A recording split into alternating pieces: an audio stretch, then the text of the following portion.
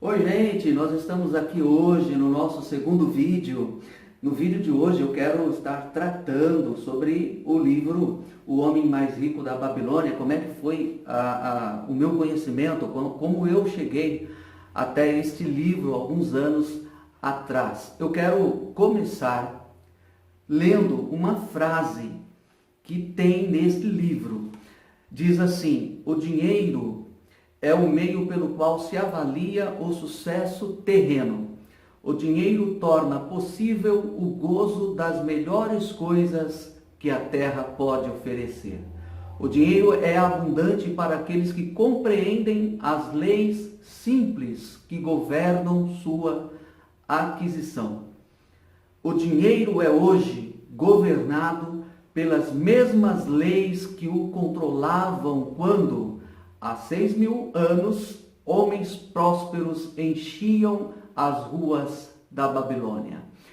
Esse é o nosso foco. As mesmas leis que regiam o dinheiro há tantos mil anos atrás continuam sendo as mesmas leis. Na verdade, aqui fala da Babilônia porque o livro conta uma história baseada nesta cidade. Eu espero que você, desde o vídeo anterior, tenha em mãos os seus R$ 10 e daqui a pouco nós vamos mostrar aqui. Eu não vou repetir tudo, mas algumas coisas de repente eu mostro novamente e algumas outras dicas em cima da nossa divisão. Como eu disse, eu espero que você tenha aí os seus R$ 10 trocados, porque é importante. A ideia, o objetivo nosso nesta série de vídeos é fazer com que você que esteja nos acompanhando tenha este hábito, tá certo? No vídeo anterior eu disse que eu estaria falando como é que eu cheguei nesse livro, O Homem Mais Rico da Babilônia.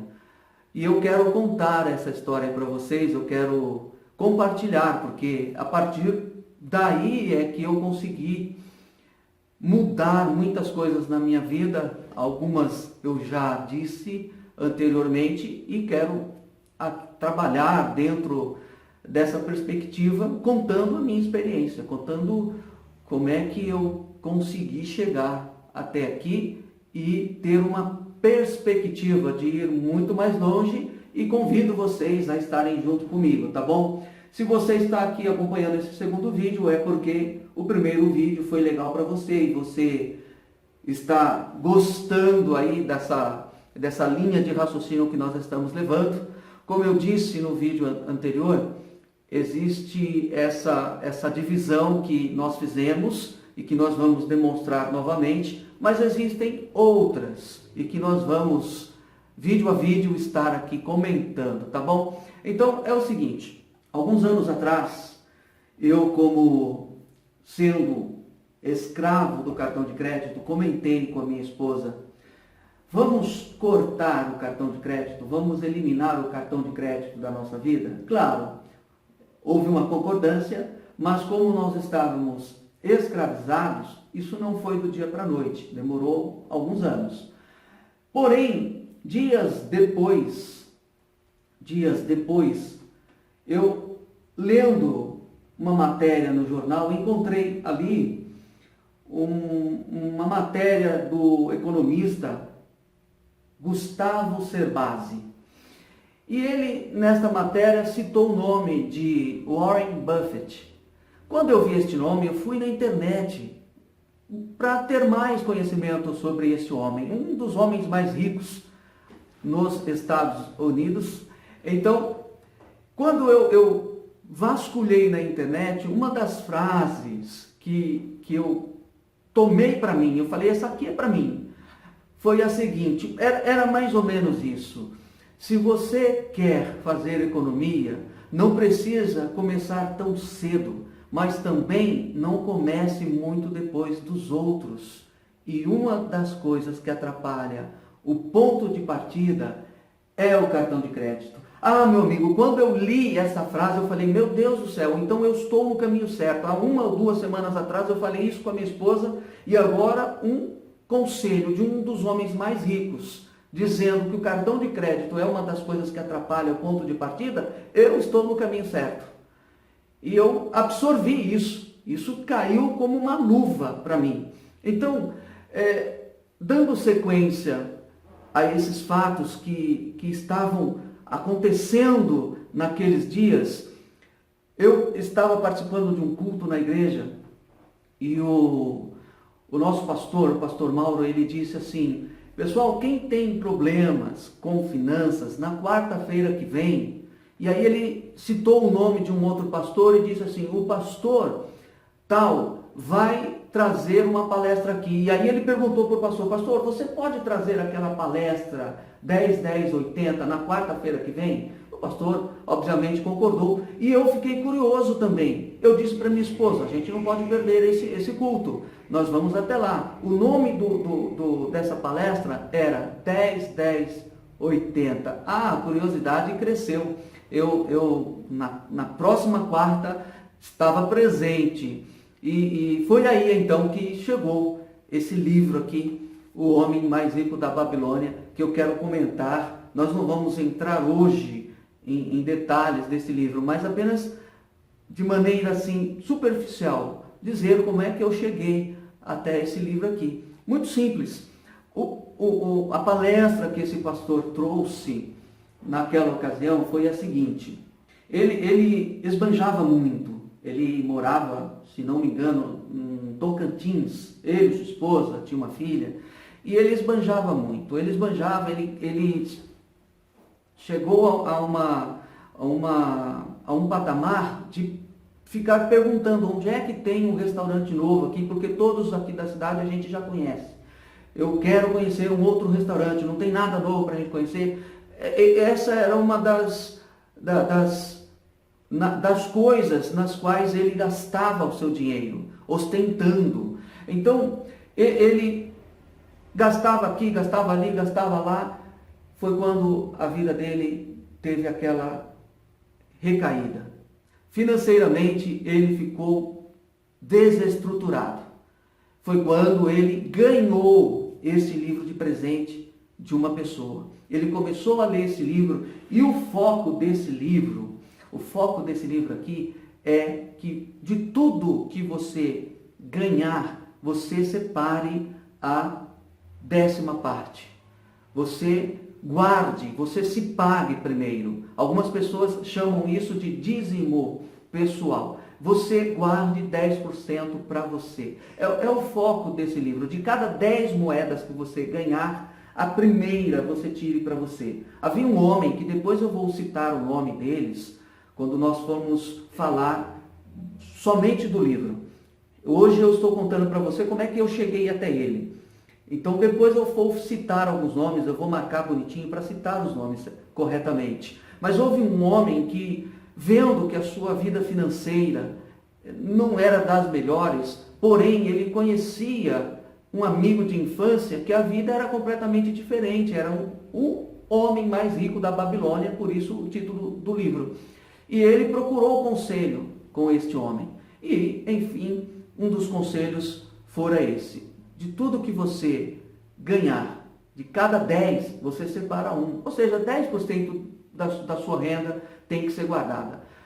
Uma das indagações, a primeira indagação é: mas como é que eu vou conseguir guardar 10% se eu não ganho nem para eu arcar com as minhas despesas? E eu me lembro de uma das respostas, foi a seguinte: é engraçado, o homem ou a mulher, por assim dizer, quando recebe o seu salário, paga o alfaiate, paga o sapateiro, paga o aluguel, paga as despesas de água, de luz, paga todo mundo. A única pessoa que ele não paga é ele mesmo. Então, você primeiro precisa se pagar. Não que não deva pagar os outros, não deva arcar com as suas outras despesas. Mas a verdade é que o primeiro que você tem que pagar é você mesmo. E esse é o grande defeito, este é o grande erro que todos nós cometemos. A gente paga tudo, a gente paga todos os impostos. Na verdade, muitas vezes os impostos que nos são cobrados já vêm descontados no nosso olerite, você não recebe e depois, eu preciso pagar tal imposto. Não, vem descontado. Esse é o caso do imposto como é que é o nome? Receita Federal. Você paga o seu imposto da Receita Federal, na verdade já vem descontado, não é você que recebe primeiro e depois você vai lá e fala, eu preciso pagar. Não, já vem descontado. Então, nós pagamos os nossos impostos, primeiramente, nós pagamos o aluguel, a conta de água, a conta de luz, o telefone, a internet, tantos outros gastos que nós temos, despesas mensais.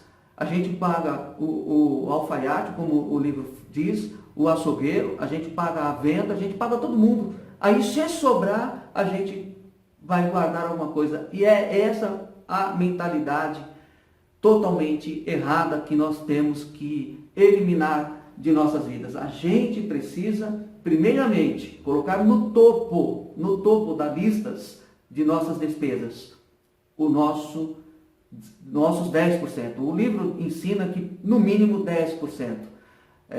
Não quero colocar aqui como isso tem que ser 10%. Não quero colocar dessa maneira. Você pode estabelecer 5%, mas que seja religiosamente guardado, primeiramente, pago, primeiramente. Coloque como se fosse uma despesa sua.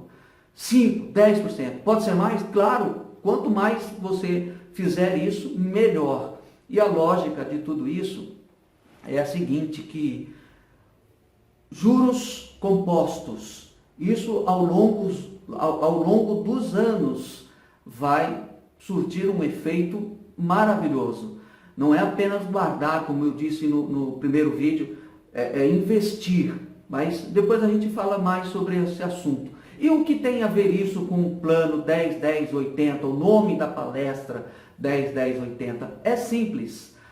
O pastor, como um bom dizimista que é, ele pegou o foco, o tema desse livro e trouxe para um contexto espiritual, ou um contexto que ele pudesse ter respaldo dentro da Bíblia. Então, o primeiro texto da Bíblia foi o que eu disse para vocês. Muitas vezes eu vou citar aqui exemplos bíblicos, mas isso serve para todo mundo. O primeiro texto bíblico que ele trouxe, e da onde ele tirou esse nome 10, 10, 80, foi aquela história de José no Egito. José estava escravizado no Egito.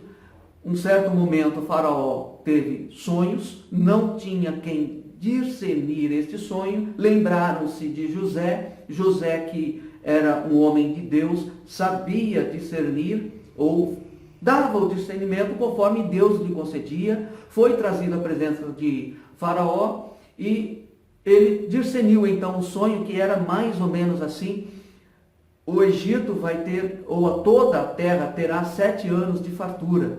Depois destes 7 anos de fartura, virão 7 anos de escassez. E então ele dá uma palavra a Faraó, o que ele deve fazer. Ele dá um conselho. O Faraó precisa de um conselho agora. O que deve fazer então? E ele disse justamente o que eu vou falar para vocês agora. Faraó, de tudo que o Egito produzir, guarde a 5ª parte. Durante esses 7 anos de muita fartura, tudo que for produzido seja guardado a 5ª parte. E Faraó fez exatamente isso. O que aconteceu depois, quando vieram os 7 anos de escassez, toda a terra em volta não tinha o que comer, não produziam nada e teriam que vir até onde? Até o Egito, porque somente o Egito tinha. Então houve abundância, enriqueceu muito nesses outros 7 anos de escassez, porque todos estavam vindo para o Egito comprar. Eles tinham dinheiro, mas não tinham o que comprar. Em suas terras, não tinham como produzir. Mas agora vinham ao Egito, e o Egito prosperou muito nessa época aí. Então, tirando a 5ª parte, agora nós traduzindo esta questão de quinta parte, guardar, tudo que você produzir, guarde a quinta parte seria o mesmo que dizer 20%. Tudo que você produzir, todo o dinheiro que entrar nas suas mãos, você guarde 20%. Então, o pastor, como um bom, presta atenção agora para todos vocês aí entenderem, porque se deu o nome Plano 10, 10, 80. Como um bom dizimista, ele dividiu isso. 10% você guarde, 10% você dizima e você vive dos 80%. Entendeu? 10%. Primeiramente, então vamos colocar Deus, né? Você 10% entrega a Deus, você entrega o seu dízimo, 10% você se paga e 80% você vai gerenciar toda a sua vida, suas despesas, enfim. Por isso se deu o nome 10, 10, 80. Mas, evidentemente, que a lógica, esse texto, muitos anos, ele não foi absorvido como um texto que nos trouxesse um princípio de administração financeira. Mas a grande verdade, o que a gente consegue enxergar nesse texto é isso. De tudo que você produzir, guarde, que seja a quinta parte ou que seja como esse pastor dividiu, 10, 10, 80, você vai fazer o que você precisar fazer na sua vida. Pode guardar os 20? Sim, claro, você pode guardar e deve guardar se você tiver condições para isso. Se você quiser subdividir, pastor, eu não sou dizimista, eu não sirvo a Deus. Não é essa a questão. A questão aqui é a maneira de se dividir, de se administrar o que você ganha, o que você produz, o que a sua casa produz. Isso pode ser de maneira individual, mas se você tem a sua esposa, você tem o seu esposo, juntam os valores e façam essa divisão. A verdade é que no futuro haverá abundância, haverá prosperidade. Você vai ter tranquilidade na sua vida. Essa é a verdade. Então, como é que eu cheguei nesse livro? O Homem Mais Rico da Babilônia foi através daquela palestra. A primeira coisa que eu fiz quando eu cheguei em casa naquele dia foi entrar na internet e buscar onde eu poderia adquiri-lo. Esse daqui, na verdade, já é o quinto livro que eu tenho, porque os livros que eu comprei anteriormente, eu dei de presente, não fizeram bom uso. Acredite nisso, eu dei de presente para algumas pessoas. É um livro que tem 157 páginas. As letras são boas, não são tão pequeninas assim não. Você consegue ler esse livro aqui. Se você não tem o costume de ler, você vai conseguir lê-lo pelo menos em 3 semanas. Então não é um livro ruim. As pessoas para as quais eu dei não fizeram bom uso. Eu espero que, se você tiver vontade de adquiri-lo, faça isso e você vai aprender muitas coisas através desse livro. Não ficou só nele, evidentemente. Não ficou só nesse livro, não. Eu depois desse livro, eu comecei a ler tantos outros, tudo com o foco em administração financeira, em empreendedorismo. Eu vou dar o exemplo aqui de alguns livros, ou de mais um pelo menos, o Pai Rico, Pai Pobre. Alguns livros até que tinham contexto bíblico, o sucesso financeiro com os conselhos bíblicos. Eu até no próximo vídeo vou trazer o nome desse livro. Quer ver outro livro? Cadê a Vaca Gorda? Do pastor Arão Xavier. Esse livro tem a versão para adulto e tem a versão para criança. Por isso que eu disse para vocês que, quem sabe, a gente consiga desenvolver futuramente aqui um trabalho voltado para as nossas crianças. Cadê a Vaca Gorda? Que tem mais ou menos essa linha de raciocínio. Você guardar 10, 20%, você dividir entre todas as suas despesas tudo que entra em suas mãos. Cadê a Vaca Gorda? Para adultos, e cadê a Vaca Gorda voltado para as crianças? Eu tenho esse livro. Eu já obtive o livro Cadê a Vaca Gorda de adulto. Eu também dei ele para uma pessoa. E agora eu tenho o livro para as crianças. Eu ainda não li, mas ele com a versão infantil. E eu quero compartilhar aqui, se for possível, a gente voltar esses nossos vídeos aqui com uma linguagem, de repente, para as crianças. Porque é necessário.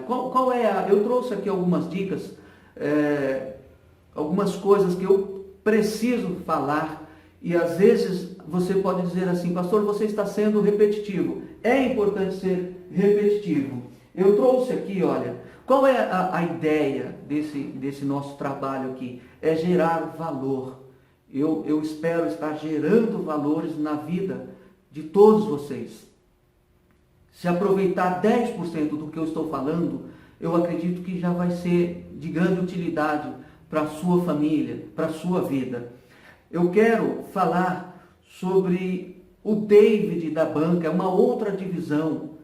Se você não viu, existe no YouTube lá, você procura David da banca, uma divisão que ele falou muito excelente. Eu não vou falar agora, eu vou falar no próximo, muito excelente. O que é mais fácil nós ensinarmos? Ou para quem é mais fácil? Alguém disse que é muito mais fácil você ensinar algo para alguém que não sabe nada.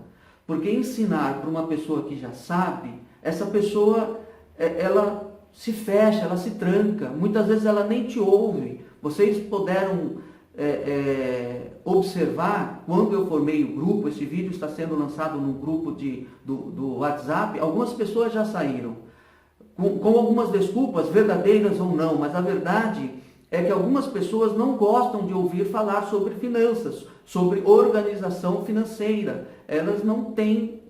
Por quê? Porque elas já sabem? Talvez sabem da maneira delas. O que acontece? Se você sabe, você não precisa aprender mais. Agora eu pergunto, o que você sabe tem trazido resultado bom para a sua vida? Se não tem trazido, se tem trazido, ok. Agora, se não tem trazido, alguma coisa precisa ser alterada, você precisa mudar. Você precisa mudar. Então, é muito mais fácil você ensinar alguém do zero. Isso eu vou te dar um exemplo.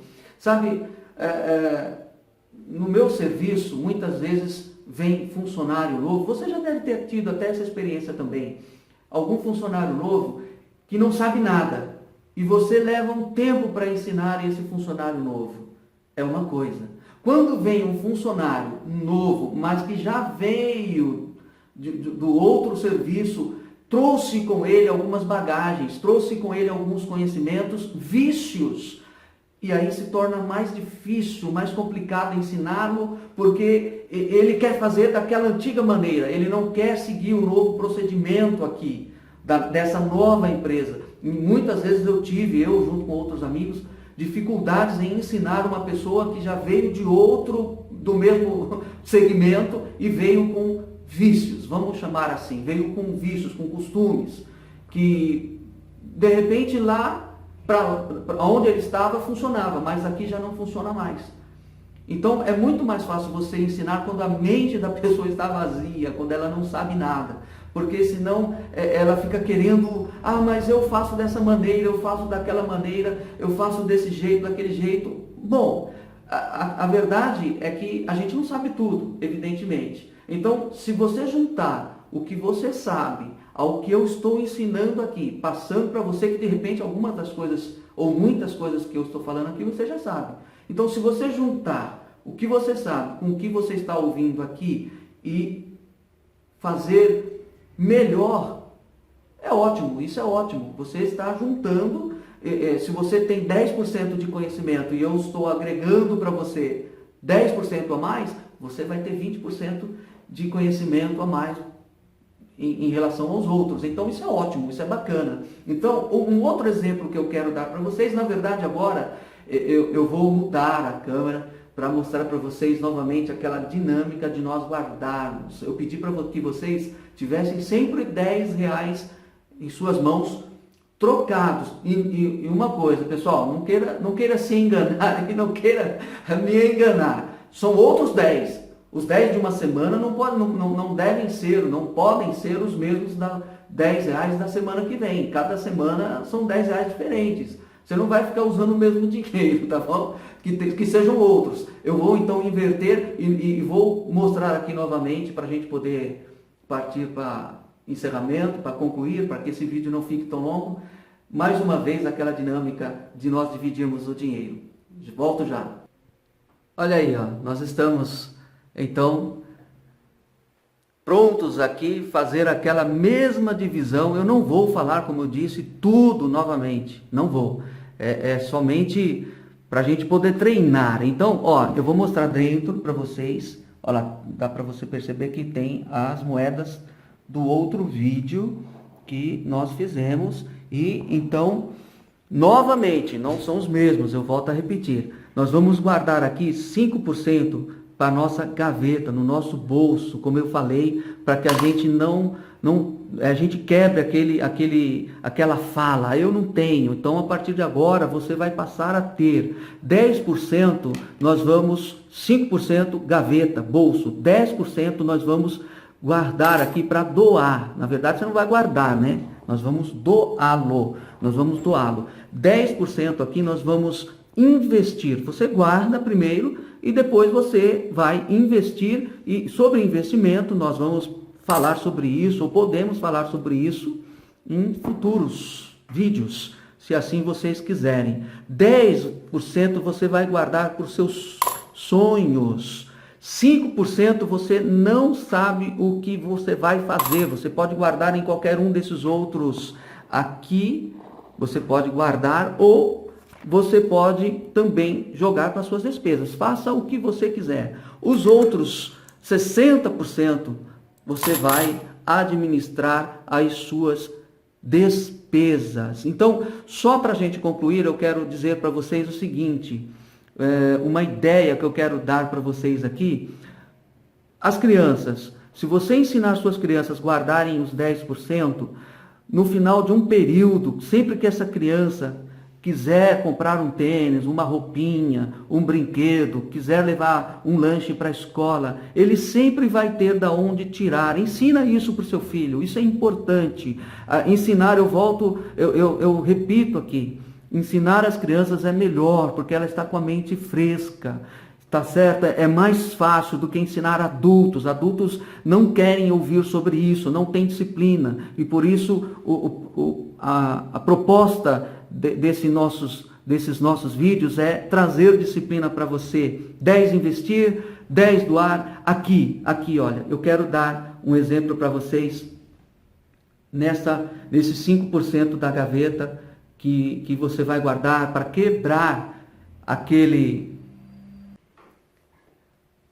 esses 5% da gaveta que precisamos guardar no bolso do paletó é para quebrar aquela mania de dizer que você não tem. E deixa eu te falar mais uma coisa como exemplo que eu disse. Eu tinha falado aqui sobre o David da banca, que eu pretendo falar. Exemplo aqui sobre, é mais fácil você ensinar uma pessoa que não sabe, que está com a mente fresquinha, vazia. E esse seria um outro exemplo.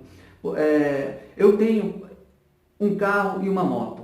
Eu posso dizer assim, eu preciso fazer uma viagem, 100 quilômetros, não precisa ser uma viagem tão longa, mas uma viagem de 100 quilômetros, eu preciso ir até tal cidade. E aí, uma pessoa diz assim para mim, pode ser minha esposa, ou eu posso dizer isso para ela, pode ser o seu esposo, sua esposa, fala assim, não vamos de carro não, vamos de moto, que é mais barato.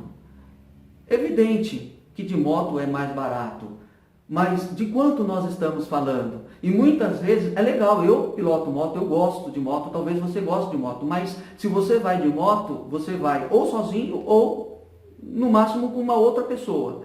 Indo de carro, você de repente pode ir com a família, mas porque de carro e de moto é mais barato, não vai pagar pedágio, e então aí você vai de moto. Você perde o desconforto, porque principalmente nós estamos numa época agora de frio.